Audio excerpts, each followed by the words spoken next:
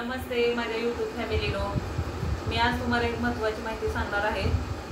Channel काढल्यापासून ते channel मोनेटाईज मी कसं केलं त्याची माहिती देणार आहे मी तुम्हाला आणि त्याची जर्नी माझी. तर आम्हाला माहीत नव्हतं की यूट्यूबकडून पैसे मिळतात किंवा डॉलर मिळतात. एक छंद म्हणून सुरुवात केला, पण त्या छंदाचं रूपांतर डॉलर कमवण्याकडे चाललं. तर हे बघा, मी चॅनल काढला सुरुवातीला, मग बरेचसे त्याला विघ्न आले तर काय झालं, एक 500 सबस्क्रायबर झाले. तेव्हा कसं लाईव्हला जाऊन सबस्क्रायबर वाढवायची ही टेक्निक माहीत नव्हती, पण आपल्या व्हिडिओवरूनच 500 सबस्क्रायबर झाले. आणि त्यात कसं झालं, ह्याचं चांगलं दिसलं टाक, त्याचं चांगलं दिसलं टाक, त्याचा चांगला व्हिडिओ दिसला टाक. म्हणजे मला माहीत पण नव्हतं एवढं की त्यामध्ये काय असतं ते. तर काय केलं, 4 कॉपीराईट आले, एका पाठोपाठ एक 4 कॉपीराईट आले. उल्हास लय होता किती व्हिडिओ टाकायचा. मग 4 आले, 3 आले आणि 4थ्या ह्याला चॅनल रातोरात डिलीट झालं. सुरुवातीचं चॅनल माझं पहिलंच डिलीट झालं तर रडले खूप, थोडंसं नर्वस झाले. सगळे घरातले म्हणजे जाऊ दे, तेव्हा एवढं काय वाटत नव्हतं.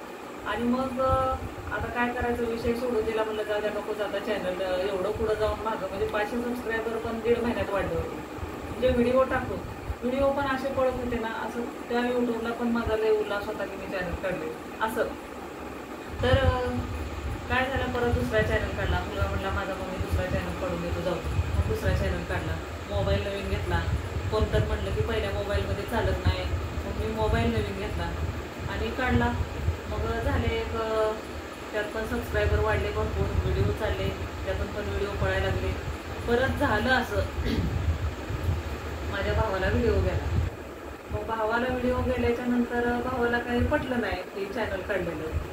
मग तो माझ्या मिस्टरांना म्हणला, कशाला चॅनल काढलंय, हे आपल्यात असं नसतंय, आपला तो उद्योग नाही.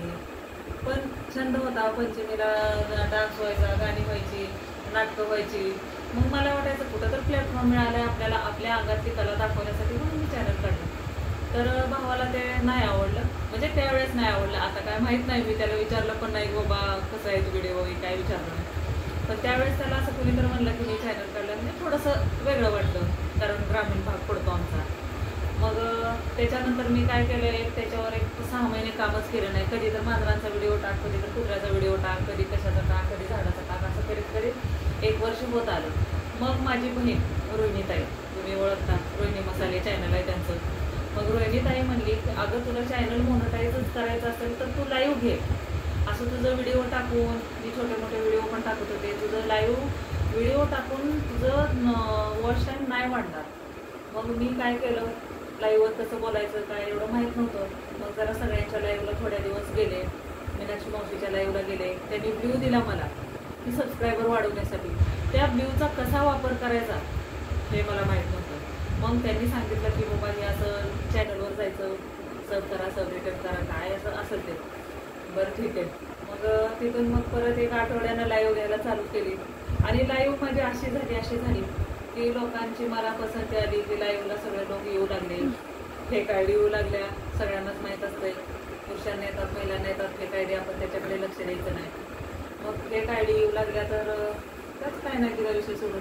पण एक 6 महिने लागले मला की लाईव्ह घेत झाले. मग 20 तास 25 तासाचं मला वॉच टाईम मिळू लागलं लाईव्हमधून. मग 6 महिने सबस्क्रायबर भरपूर वाढले.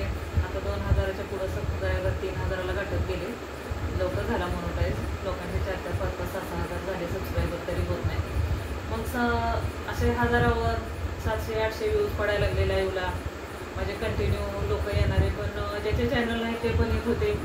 मी पहिल्या मागच्या व्हिडिओमध्ये सांगितलं आहे, प्रकाश दादा, निशू पाटील, असे बरेचसे लोक आहेत, शिवा ब्लॉग म्हणून, आणि सगळे असे बरेचसे. म्हणजे शिवा ब्लॉगची एक फेक आयडी आली होती, ती मी सांगायचं होतं, ते जाऊ दे सोडा, त्याचा मिटवला तेव्हाच प्रश्न. म्हणजे त्यांची फेक आयडी घेऊन माझ्याकडे आली, त्यांनी तर लई त्रास दिला लाईव्हमध्ये, पण जाऊ द्या, ते फेकचं फेक. मग असे बरेचसे जण, माझी रोहिणीताई 2-2 तास लाईव्हला थांबत होती माझ्या. मग अशी लाईव्ह घेऊन मी 4000 वॉच टाईम वाढवलं. तर काय झालं, झालं फायनली 4000 वॉच टाईम झाला, सबस्क्रायबर पूर्ण होते.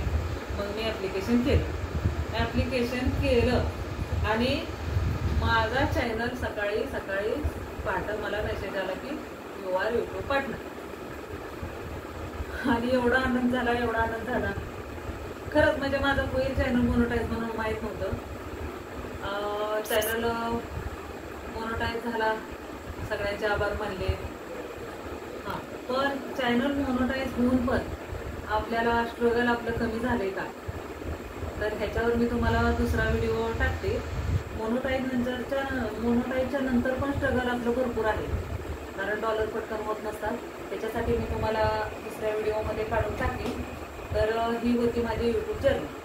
तर माझा हा व्हिडिओ आणि माझ्यापासून तुम्हाला जर काय थोडीफार माहिती मिळत असेल तर कमेंटमधून सांगा. आणि माझा व्हिडिओ कसा वाटला हे पण कमेंटमधून सांगा. आवडल्यास नक्की लाईक करा, शेअर करा आणि पूर्ण व्हिडिओ बघितल्याबद्दल थँक्यू.